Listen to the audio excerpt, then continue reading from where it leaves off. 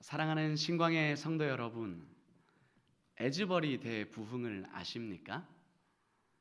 에즈버리 대부흥은 작년 2월, 그러니까 2023년 2월에 미국 켄터키주 윌모어에 위치한 한 기독교 대학에서 일어난 신앙 회복 부흥 운동입니다. 여러 가지 매체를 통해서 접해 보셨을 수도 있고 어떤 분들이 전하는 소리를 들어보셨을 수도 있겠는데요.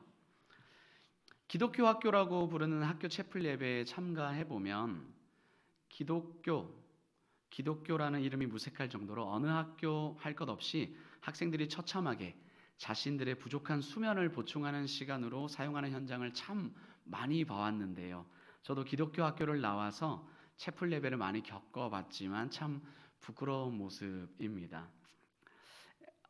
에즈버리 대학교, 이 기독교 대학에서 일어난 신앙 부흥 운동은 한 평범한 채플 예배에서 시작되었습니다. 어쩌면 매번 드리는 예배를 정해진 시간 동안 드리고 나면 학생들은 다시 일상으로 돌아가서 자신들의 일과를 진행했었는데요. 그래서 저는 그런지 현대의 대부흥이라는 이야기에도 불구하고 그렇게 큰 기대를 안 했는지도 모르겠습니다. 하지만 이 부흥의 시작이 되었던 이날의 예배는 아주 조금 달랐다고 합니다. 평소와 많이 차이 나는 큰 변화가 있었던 것은 아니고요. 그저 예배가 끝나고 몇몇 학생들이 채플에 남아서 자발적으로 찬양과 기도를 계속했다고 합니다. 그런데 시간이 지나면서 남아있던 학생들보다 더 많은 학생들이 점차 채플로 돌아와서 함께 예배를 드리기 시작했고 그곳에서 서로를 위해 기도하고 찬양하면서 하나님의 임재를 느끼기 시작했습니다. 이 예배는 하루로 그치지 않았고요. 계속해서 밤, 낮 그렇게 이어지면서 점점 더 많은 학생들, 교수들이 자발적으로 예배 움직임에 참여하게 됐고요. 이것이 학교 전체에 큰 반향을 불러일으키게 되었습니다. 이렇게 자발적으로 시작된 예배와 기도가 2주 넘게 끊임없이 지속되면서 학생들은 죄를 서로 고백하고 서로 화해하며 깊은 회개의 시간을 가졌습니다. 이 사건은 가장 최근에 결국 전 미국 땅과 전 세계에 신앙 회복 대각성이라는 어마어마한 영향력을 끼쳤는데요. 이것이 바로 에즈버리 대부흥 사건입니다. 이 사건을 통해 우리는 부흥이라는 것이 오늘날에도 일어나고 있으며 이것이 오로지 하나님의 주권적인 역사라는 것을 알 수 있죠. 할렐루야! 하나님은 오늘도 살아서 역사하십니다. 우리 옆 사람 보시고 이렇게 한번 인사해 보실까요? 하나님은 오늘도 역사하십니다. 하나님은 오늘도 역사하십니다. 아멘. 사람이 계획하거나 조작한 사건이 아니라 하나님께서 직접 역사하시는 것이 부흥과 영적인 각성입니다. 하나님의 임재를 느끼고 회개의 기도를 드리며 우리가 새롭게 변하는 경험은 특정 장소, 특정 시간에 국한되지 않고 언제 어디서든지 시작될 수 있기에 현재 2024년에도 이 영적인 대부흥은 이곳 신광에서도 일어날 수 있다는 것을 우리는 기억해야 하겠습니다. 부흥은 아멘입니다. 부흥은 하나님이 허락하실 때 일어납니다. 이 능력이 하나님께서 역사하시는 부흥이 일어나기 전에 꼭 동반되는 사건들이 있는데요. 그것은 바로 말씀을 통한 회개 운동입니다. 말씀을 통한 운동이 꼭 먼저 일어납니다. 18세기 미국 식민지에서 시작된 부흥 운동인 1차 대각성 운동, 노예제 폐지 운동에 영향을 끼친 2차 대각성 운동, 평양 장대현 교회에서 일어났던 평양 대부흥 운동, 현재 여의도 공원에서 열렸던 1974년의 세계 기독교 복음화 대회, 1980년대에 열렸던 빌리그레이엄 전도대회 등등 모두 이 집회들에는 말씀이 먼저 있었습니다. 이 영적 대부흥의 시기에는 말씀이 먼저 있었습니다. 그리고 죄 자체를 슬퍼하는 깊은 회개가 뒤따라왔습니다. 그 후에 하나님과의 관계를 회복하는 시간들이 들불처럼 퍼져나갔습니다.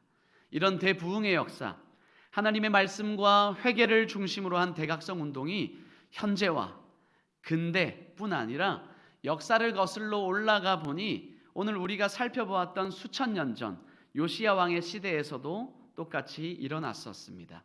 오늘 본문에서는요, 요시야 왕이 성전을 수리하던 중에 율법책을 발견하며 그것을 읽고 유대 국가가 새로운 국면으로 접어드는 일명 요시야 왕의 대각성 운동을 다루고 있습니다. 요시야 왕의 성전 수리는 눈에 보이는 무너진 건물의 복구 수리였지만 이것을 단지 건물의 복구만으로 보지 않고 성전된 우리라고 보았을 때 요시야 왕이 성전을 수리하는 과정은 유다 백성들의 영적인 수리도 포함이 됩니다. 성전이 무너졌다라는 것은 곧 그들의 영적인 상태가 망가졌다는 것을 상징하고, 요시야 왕은 하나님의 집을 재건함으로써 하나님의 백성과 하나님의 관계를 회복하려고 했습니다. 사랑하는 성도 여러분, 그렇죠. 하나님 보고 싶습니다. 오늘날 우리가 살고 있는 이 시대의 성전은 무엇입니까? 바로 예수 그리스도를 머리로 하는 우리들이 성전입니다. 고린도전서 3장 16절에서 17절에 따르면 다음과 같습니다. 화면을 보시면 제가 읽어보겠습니다. 너희는 너희가 하나님의 성전인 것과 하나님의 성령이 너희 안에 거하시는 것을 알지 못하느냐? 누구든지 하나님의 성전을 더럽히면 하나님이 그 사람을 멸하시리라. 하나님의 성전은 거룩하니 너희도 그러하니라. 아멘. 요시야 왕이 무너진 성전을 다시 세웠던 것처럼 우리 또한 우리 내면에 있는 성전, 우리 자신의 영적인 상태를 점검하고 수리해야 할 때를 보아야 합니다. 성전이 파괴되었을 때 유다는 영적으로 방황했지만 성전을 수리하고 말씀을 발견한 후에는 하나님 앞으로 돌아오게 된다는 것을 우리는 발견하게 됩니다. 오늘날 우리도 하나님 앞에 나아가기 위해서 성전된 우리를 수리해야 합니다. 부흥은 단순히 외적인 변화가 아니라 우리 마음의 깊은 곳에서부터 시작이 됩니다. 하나님은 우리의 내면이 깨끗해지고 회복되기를 원하십니다. 이것이 진정한 부흥의 시작입니다. 요시야 왕이 성전을 수리한 것이 유다 전체의 영적인 회복을 가져왔듯이 우리도 성전된 우리를 수리해 나갈 때 하나님과의 관계가 다시 회복될 줄로 믿습니다. 오늘 본문을 통해서 우리에게 결국 부흥 주시기를 원하시는 하나님을 바라보고 기대하며 성전 수리함을 통해 우리 자신을 성전으로 세우는 것을 기억하며 나아갑시다. 부흥은 과거에만 머무는 것이 아니라 오늘날에, 바로 오늘 우리의 내면에도 일어날 수 있는 것임을 기억하고 하나님의 역사임을 확신하며 오늘도 우리가 그 부흥을 누릴 수 있다는 것을 얘기해 보고자 합니다. 부흥 주시고자 하는 하나님의 놀라운 은혜가 과거는 물론이고 매일을 살아가는 우리 속에서 오늘도 넘쳐날 수 있기를 간절히 기도하고 소망합니다. 그렇다면 오늘을 살아가는 우리가 부흥을 경험해 가기 위해서 성전된 우리를 어떻게 수리해 나가야 하겠습니까? 첫 번째는 말씀으로 새로워져야 합니다. 말씀으로 새로워져야 합니다. 오늘 본문 10절에서 11절을 앞에 화면을 보시고 함께 읽어보시도록 하겠습니다. 10절 11절 읽겠습니다. 또 서기관 사반이 왕에게 말하여 이르되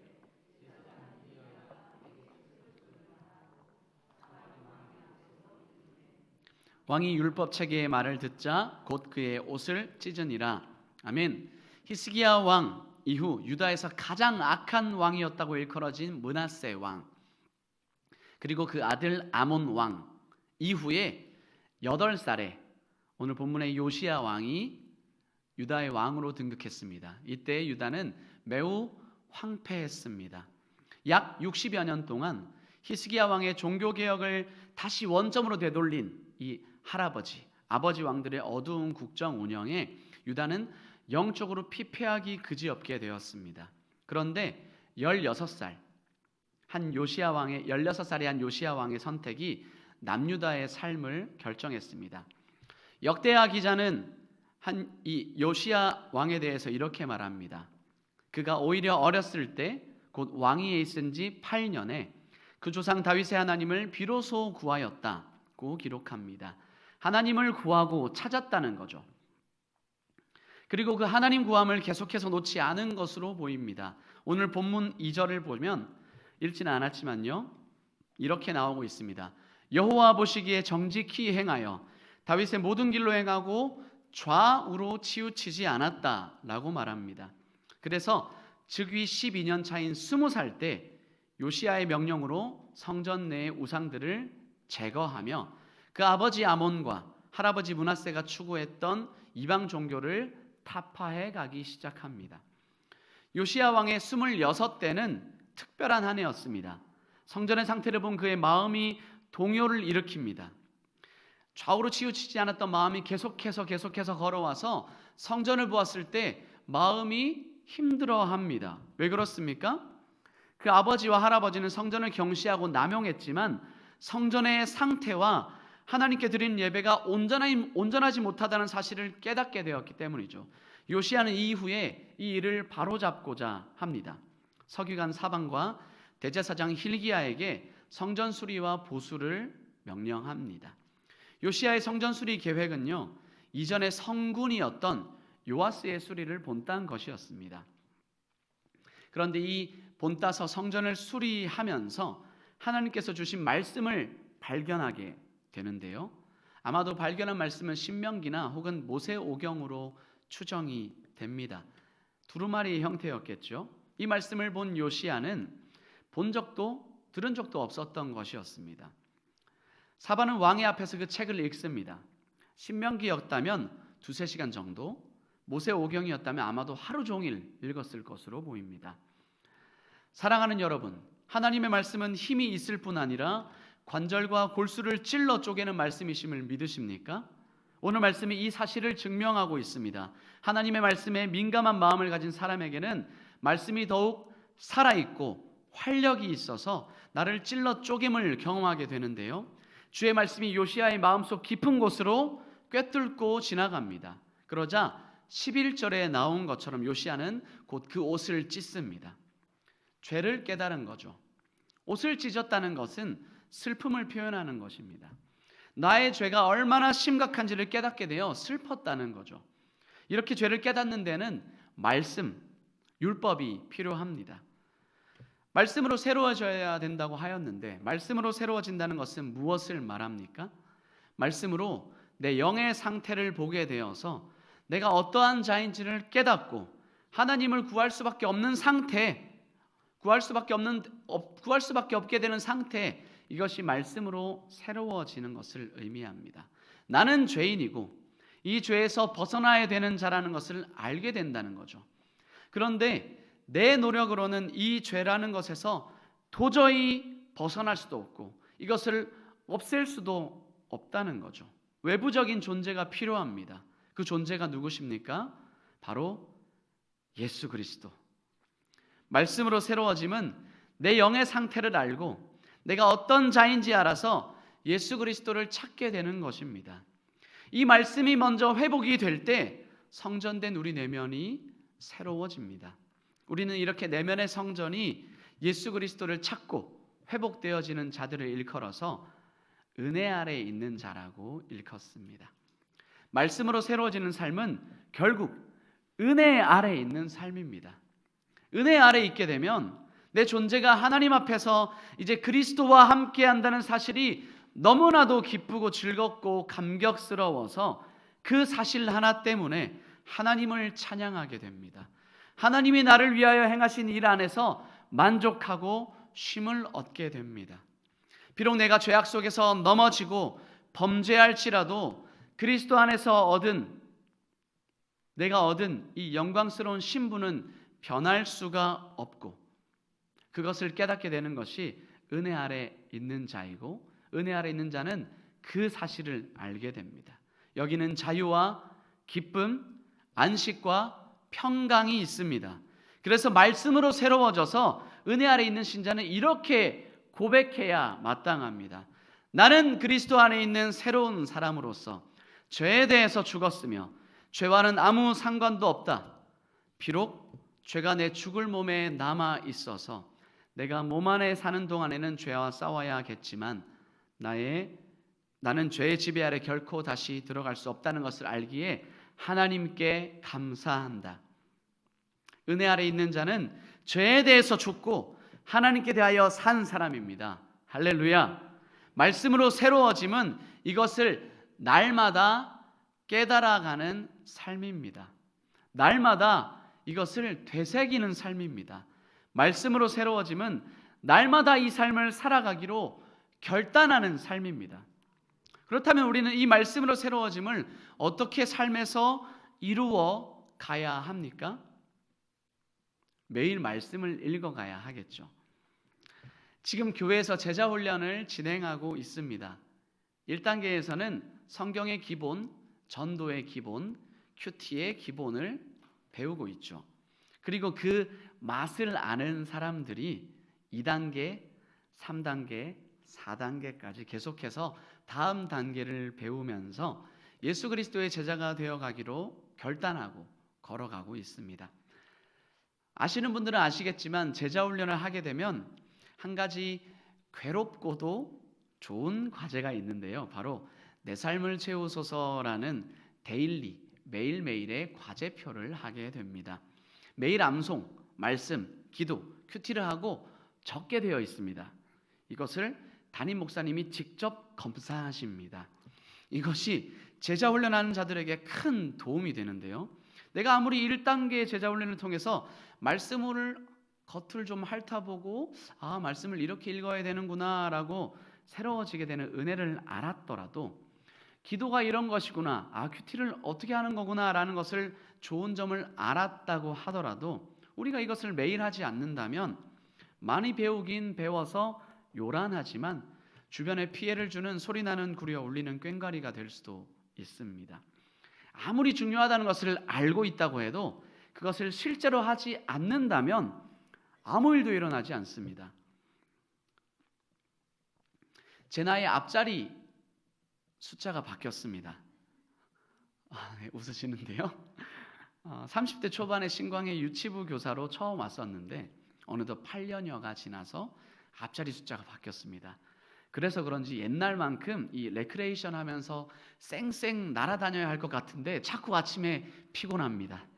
젊은 청년 때만큼 힘을 내려고 하니까 비타민과 각종 영양제를 꼭 챙겨 먹어야 합니다. 그런데 영양제를 먹어야 한다는 것은 제가 알고 있는데 이게 매일 먹는 게 쉽지가 않습니다.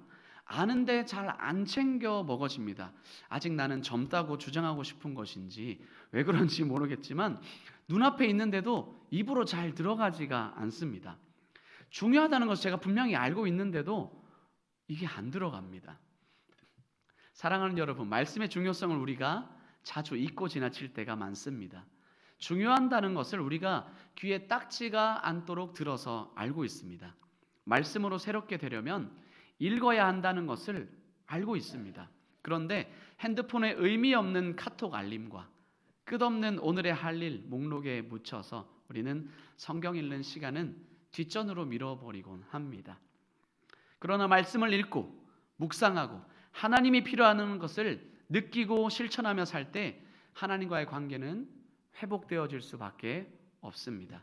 마치 한 가족이 매일 대화를 나누지 않고서는 관계가 유지되기 어려운 것처럼 하나님의 말씀을 통해 하나님과 끊임없이 교제해야 합니다. 성경을 꾸준히 읽지 못하던 한 청년이 매일 10분씩 말씀을 묵상하기로 결심했다고 저에게 말해줬습니다. 그 결심을 지켜나가면서 그자의 삶에 놀라운 변화가 일어날 것임을 저는 믿고 있습니다. 이전에는 보지 못했던 하나님이 주시는 기쁨을 누리게 될 것임을 확신합니다. 사랑하는 여러분, 우리도 매일 말씀 앞에 나아가야 합니다. 말씀은 우리 영혼을 새롭게 하고 무너졌던 성전된 우리를 다시 세우게 되는 유일하신 원천입니다. 하나님께서는 오늘도 우리에게 말씀을 통해 다가오십니다. 말씀을 가까이 하십시오. 그것이 성전된 우리를 수리하는 첫 번째 단계입니다. 청년들과 하고 있는 이야기인데 하루 10분씩이라도 말씀을 읽으라고 말하고 있습니다. 사랑하는 여러분, 하루 10분씩이라도 말씀을 읽으십시오. 길면 잘 안 합니다. 그래서 그냥 10분씩 매일 읽으십시오. 시간이 여유로우신 분은 꾸준히 30분 이상 한번 읽어보십시오. 말씀으로 내면이 새로워지는 것을 매일 경험하게 될 것입니다. 그래서 말씀이 꾸준히 굳건히 쌓인 성도의 삶을 살아가게 되기를 진심으로 소망하고 기도합니다. 오늘을 살아가는 우리가 부흥을 경험하기 위해서 성전된 우리를 어떻게 수리해 나가야 합니까? 회개로 정결케 해야 합니다. 회개로 정결케 해야 합니다. 저희가 본문에서 읽지는 않았지만 이 본문 뒤에 계속해서 연결되어지는 뒷부분 19절과 23장의 3절을 화면을 보시고 한번 함께 읽어보도록 하겠습니다. 두 절을 함께 읽겠습니다. 내가 이곳과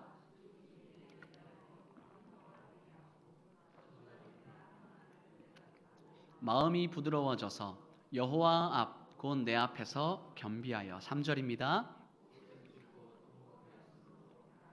내 말을 들었노라 여호와가 말하였느니라 3절입니다.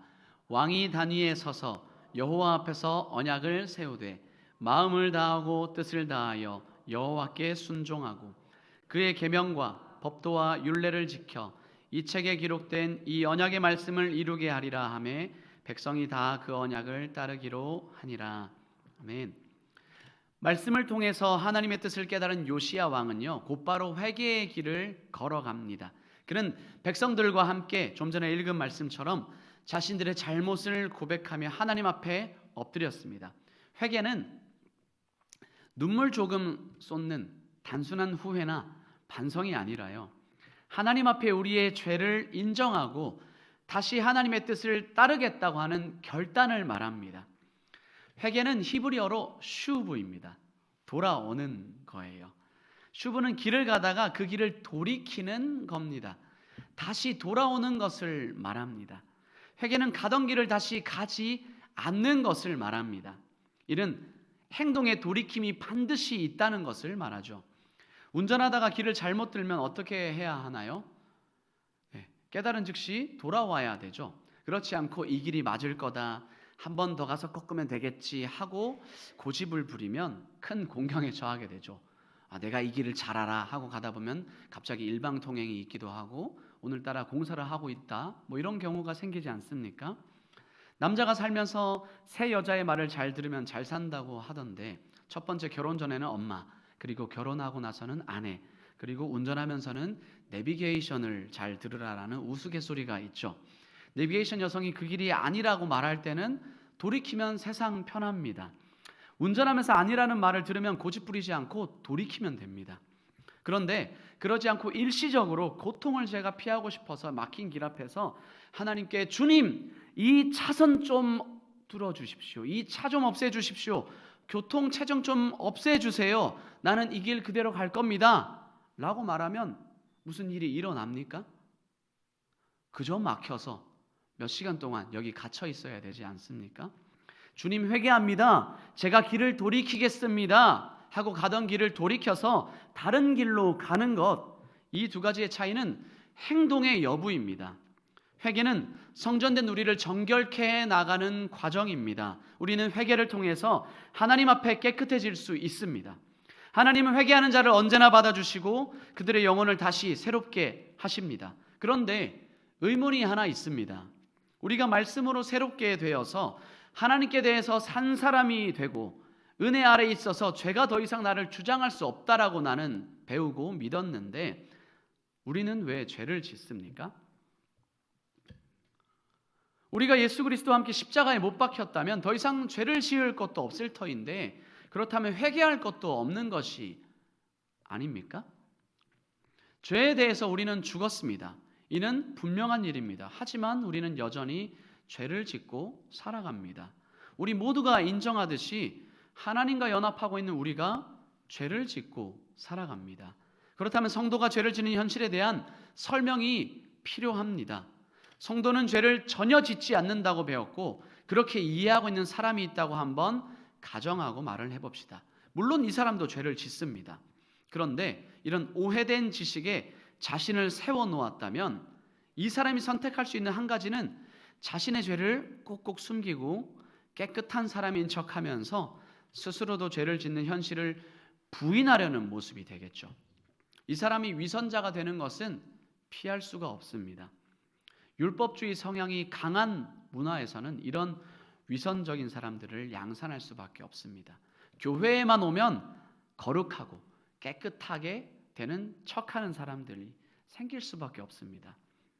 또 다른 면에서는 죄에 대해서 죽은 내가 이렇게 죄를 짓는 것을 보니까 나는 구원받지 못한 사람임이 분명해, 틀림없어 라고 섣부른 결단을 내리는 사람이 생길 수도 있습니다. 이런 무지와 오해 속에서는 우리가 건강히 신앙을 쌓아갈 수 없죠. 이에 대해서는 로마서에 잘 설명해 놓았습니다. 로마서 6장 12절 말씀을 함께 화면을 보고 읽어보겠습니다. 읽겠습니다. 그러므로 너희는 죄가 너희 죽을 몸을 지배하지 못하게 하여 몸의 사욕에 순종하지 말고. 아멘. 먼저 우리는 죽을 몸과 하나님과 연합한 우리를 구별해야 합니다. 이게 구별이 안 되면 죄와 회개가 모순되게 느껴질 것입니다. 성경에서 너희라고 말할 때 가리키는 말은 하나님을 믿어 의에 이르게 된 나를 뜻하고요. 죽을 몸은 우리를 구성하고 있는 이 육체, 몸을 뜻합니다. 예수 믿는 사람은 나이 먹어도 죽지 않을까요? 아니요. 나이가 들면 노화가 되고 몸은 썩게 되죠. 죽게 되면. 죄는 그리스도와 연합한 성도를 주장하거나 지배하지 못합니다. 그렇지만 성도의 몸은 죄가 지배할 수 있습니다. 그러므로 사도 바울은 죄가 너희를 지배하지 못하게 하라고 하지 않고 죄가 너희 죽을 몸을 지배하지 못하게 하라고 지금 설명하고 있습니다. 하나님과 말씀으로 연합한 자는 믿음으로 그리스도와 연합한 존재입니다. 그리스도 안에서 일어난 복음의 사실을 믿는 자입니다. 하지만 동시에 성도는요, 여전히 이 땅에서 썩어질 몸을 입고 살아가는 존재입니다. 우리는 이 땅에서 구원을 받은 자이지만 우리가 지금 믿는 즉시로 천국에 가는 자가 아니라 우린 여전히 현실을 살아가야 하는 자입니다. 따라서 죄의 몸이란 것은 여전히 우리의 구원은 아직도 완성이 아니다. 우리의 구원이 아직 끝나지 않았기에 여전히 우리는 이 땅을 살며 죄를 짓는다고 말하는 거죠. 잘 이해하고 가야 합니다. 이미와 아직 사이에 우리는 살고 있기에 그렇다는 거죠. 그래서 사도 바울조차도 오호라 나는 공고한 자다. 이 사망의 몸에서 누가 나를 건져내랴 하고 말하며 죄의 몸에 사는 자신이 죄에서 자유할 수 없다고 말하지 않았습니까?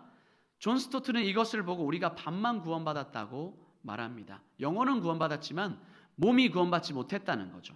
우리가 죽으면 영혼은 구원받지만 몸은 땅으로 갑니다. 묻어서 벌레 먹고 썩어지고 태워서 없어지지만 나중에 부활의 날에 하나님께서 우리를 부활하게 하실 때 우리의 영혼과 부활하게 될 이 새로운 몸을 입고 우리는 그때야 구원을 완성하게 됩니다.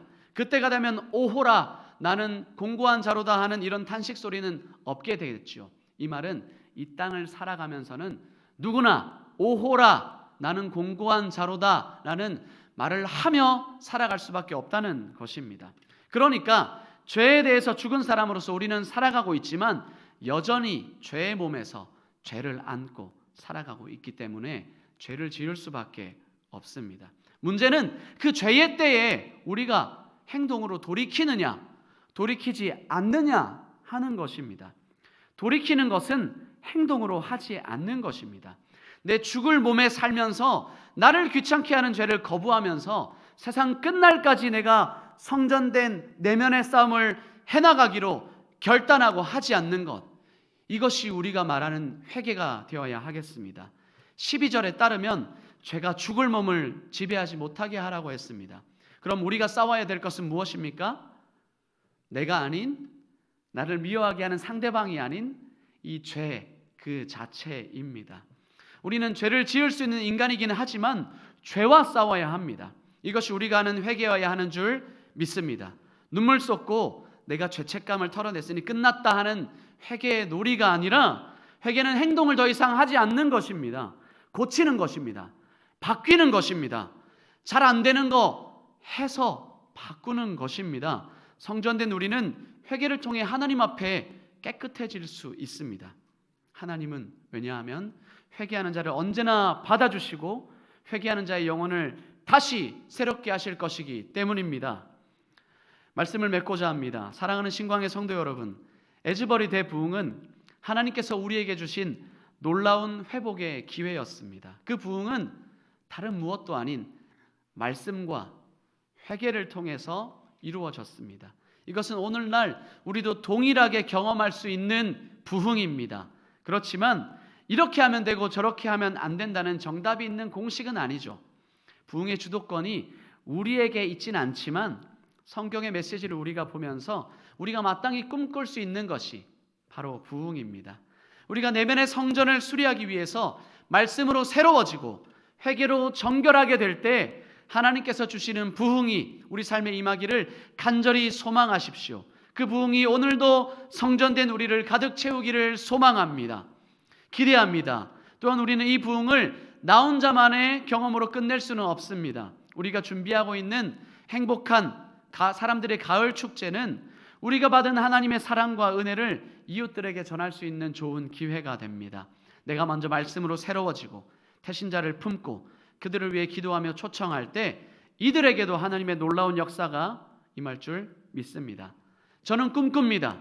하나님께서 에즈버리에서 하셨던 것처럼 교회에서 1시간 기도 운동하는 분들의 기도가 자발적으로 한 명씩 일어나서 이 예배의 모임이 끊이지 않고 신강의 제단이 기도로 불타올라서 인천 부흥의 역사가 이곳에서부터 하나님의 놀라운 부흥의 역사로 임하게 될 줄을 기대합니다. 꿈꿉니다.